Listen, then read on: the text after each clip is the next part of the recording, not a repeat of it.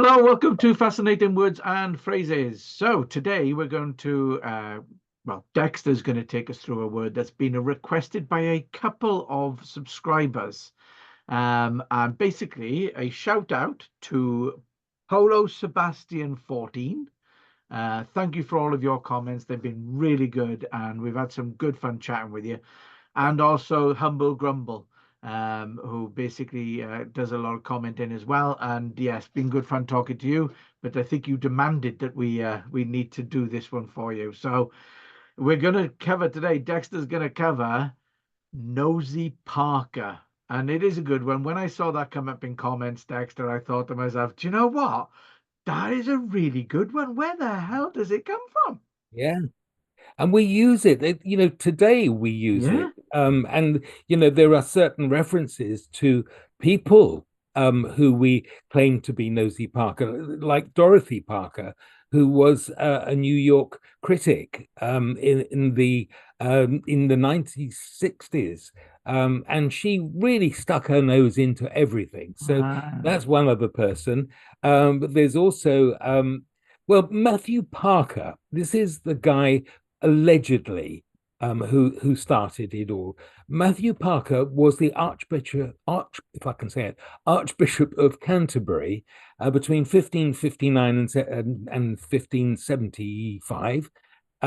He was Queen Elizabeth's first Archbishop of Canterbury, and he stuck his nose in everything. So he was known as Nosy Parker because he was very inquisitive about what was happening in the monarchy at that time.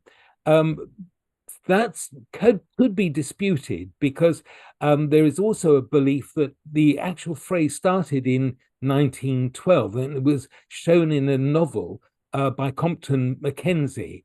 And the phrase is, "What of it, Mr. Nosy Parker?" There's Mm. also a derivation that a Nosy Parker was, and Parker, the word itself is from the French, parquier, meaning somebody who manages a park. And supposedly, some of these park attendants would sit in the bushes and watch what was going on in the park. Um, Ah. I'll leave it to your imagination to think Yeah. what could be going on. So he was either a park keeper or a gamekeeper. Again, somebody that needed to stick their nose in various situations. So there's quite a lot of discrepancy of when it started, how it started, but it's now we understand somebody who sticks their nose into other people's jobs, occupations, Business. experiences, whatever. Yeah. So it means to be inquisitive. And I understand, and again, we would love our subscribers and our viewers and listeners to to tell us if this is so, because in New Zealand and Australia, it's not called Nosy Parker, it's called Sticky Beak. Somebody Okay. sticks their nose into other people's situations. So I'd be very interested to hear about that.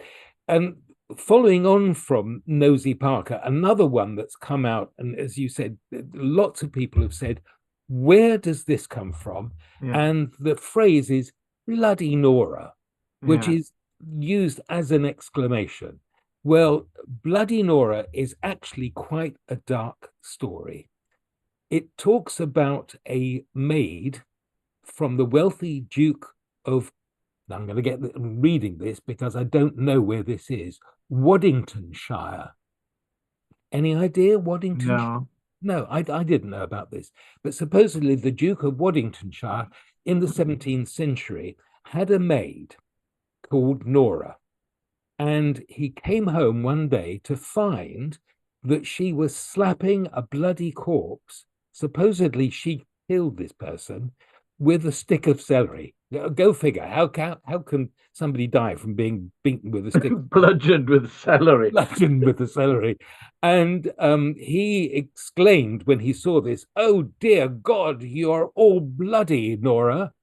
And he banished her into his basement for 3 years until she reformed.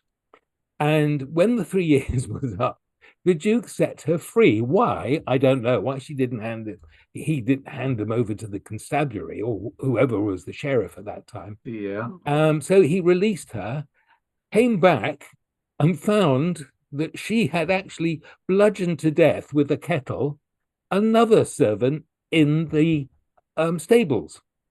And the Duke again, oh, bloody Nora, he grabbed a horseshoe in an attempt to kill her. And she escapes, she runs away. And so he shouts to everybody, bloody Nora, bloody Nora. And ultimately, the Duke became senile and would go around his home saying, bloody Nora, bloody Nora. And the people of the village took it to mean an exclamation, almost like a swear word. And so that has stuck to the present day. Bloody Nora, why did you do that? That's the derivation. Nosy Parker, bloody Nora. That bloody Nora sounds like a novel. It does, doesn't it? There we are.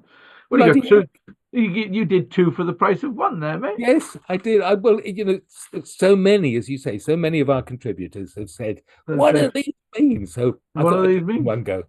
Well, Polo Sebastian 14 did actually say Nosy Parker, wasn't he bishop under under Elizabeth I? So you were right. Well done. Absolutely right. And that was so helpful because it started my research. So thank you. Brilliant. So yes, if you, like Humble Grumble and Polo Sebastian 14, have got a word that you would like us to research and have a laugh with, then by all means, comment, like, subscribe, basically help us grow the channel because it's good fun and we're going to keep going. New video every Wednesday, 9 o'clock. And we look forward to seeing you on the next one. So thanks again, Dexter. Pleasure. See you later. Bye-bye.